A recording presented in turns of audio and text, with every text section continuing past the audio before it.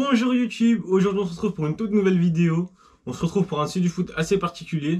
Ça va être sur la Coupe du Monde 1982. Le premier épisode il va avoir lieu aujourd'hui, on va parler de France-Koweït. Et le deuxième épisode il aura lieu incessamment sous peu, on parlera d'Allemagne-Autriche.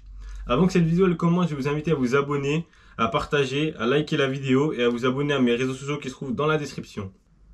Donc je vais recontextualiser le match. Lors de son premier match, la France elle perd 3-1 contre l'Angleterre. Du coup, elle doit absolument gagner contre le Koweït pour accéder aux phases d'élimination directe.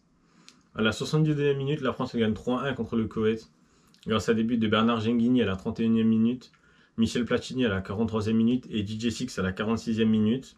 Le Koweït ils ont réduit l'écart grâce à Al Balouchi. Mais à la 80e minute, suite à un 1-2 entre Michel Platini et Alain Giresse il pousse le ballon au fond des filets.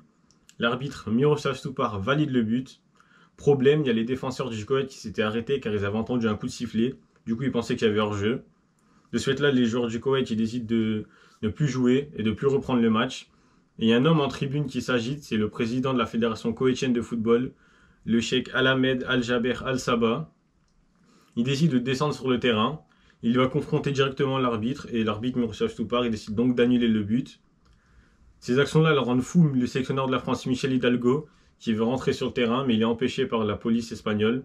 Il arrive quand même à rentrer sur le terrain, et pendant 15 minutes, il y a des scènes de bagarre, de négociations entre des officiels, des policiers, l'arbitre et les deux sélectionneurs. Finalement, l'arbitre il décide d'annuler le but. Le match reprend, et la France gagne tout de même 4-1 grâce à un but de Maxime Baucis. À souligner que c'est le seul but de Maxime Baucis en équipe de France.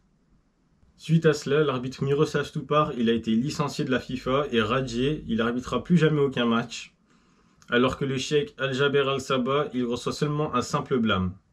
J'espère que cette vidéo vous a plu, on se retrouve bientôt pour l'épisode sur Allemagne-Autriche. N'hésitez pas à liker la vidéo, à partager, à vous abonner et à commenter la vidéo. Abonnez-vous à mes réseaux sociaux qui se trouvent dans la description, c'est là-bas que je vais répondre à toutes vos suggestions. Et d'ici là, on se dit à plus!